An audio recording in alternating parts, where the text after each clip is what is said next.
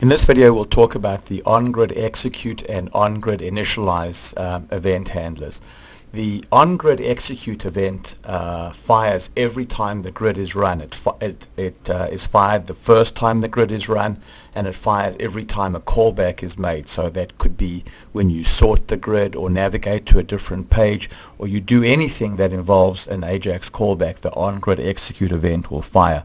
The OnGridInitialize event only fires once, the first time the grid is loaded, but it'll also fire if the session has expired. So in other words, you might run the grid and then walk away from your computer for a couple of hours and then come back to the grid and say navigate to a different page. In that event, the session will have expired and the OnGridInitialize event will then execute again. So in order to actually demonstrate that, let's just put debug1 statements in both of these event handlers so we can see what happens.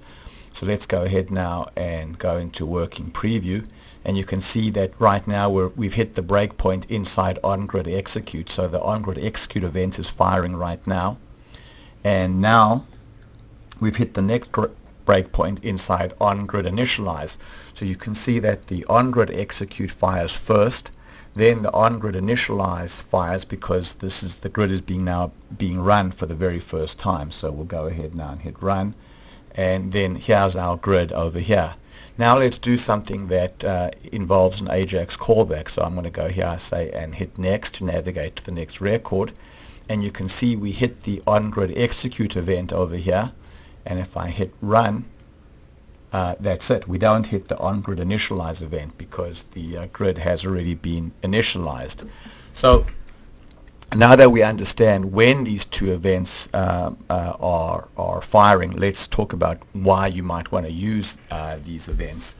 Well, there are a couple of ways in which these events can be used. One of the ways to use these events is to override settings that have been made. So if you go to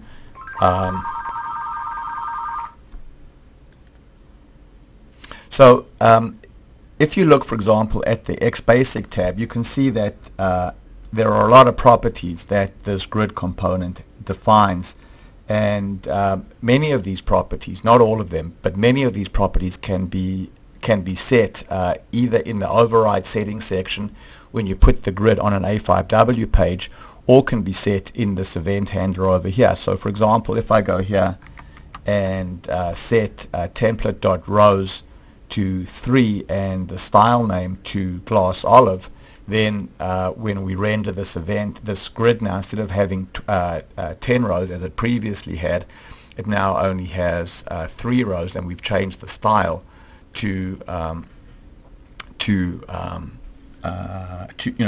glass olive. On the other hand, there might be, for example, inside your grid, you might have set, say, a combo box, drop-down box, to be populated from a variable, and in the OnGridInitialize event, you would go and set the value of that variable.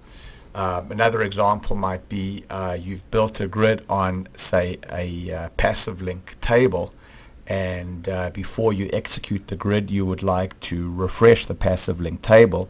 Well, that would be something that you would do in the OnGridInitialize event, because you only want to do that once when the grid is run initially, but you wouldn't want to refresh the passive link table on OnGridExecute because that would be happening on every callback.